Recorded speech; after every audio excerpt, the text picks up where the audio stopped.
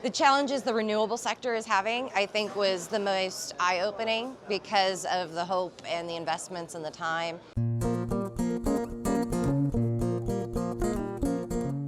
Economics is what drives this market. You know, in Texas, we're really in a bubble world because of our demographics.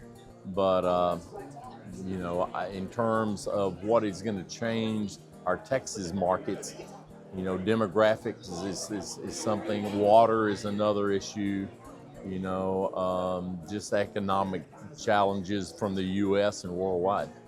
And sometimes I think the people in leadership positions in our government are not thinking far enough ahead and dealing with that. And so you can build houses and take down farms, and all of a sudden you got to do roads. Where do you put the roads?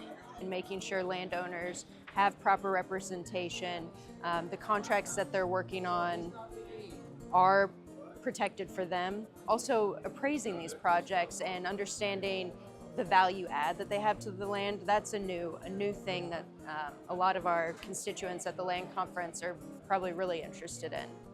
I think rates has a lot to do with it.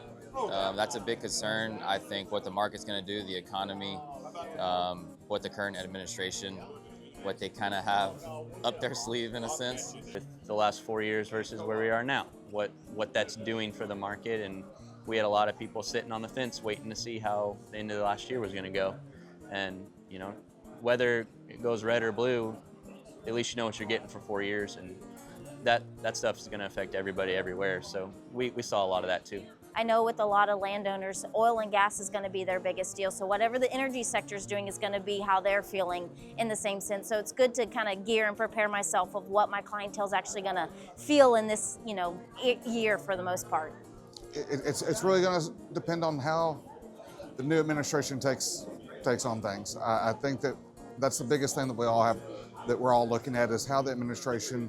A lot of people think that it's interest rate driven. I think that has part to do with it. I think that we're also going to see a lot of tax incentives come for developers, property owners, and things that are going to help others out to do more projects. Getting things sold and getting people to actually price things the right way. And it's just the name of the game, but it seems to be hitting hard a little bit more in some areas. And so it's making a huge challenge when there isn't even data to be able to help distinguish if prices are going up, staying flat in certain regions. Sure, challenges for us, you know, on the lending side is always going to be competition's a big one. You know, there's lots of people out there, you know, that are fighting for the same deals. And then, you know, the state of our economy is also another one. You know, we need the economy to be healthy. There's a lot of uncertainty right now with tariffs and some of the economic impacts of those things.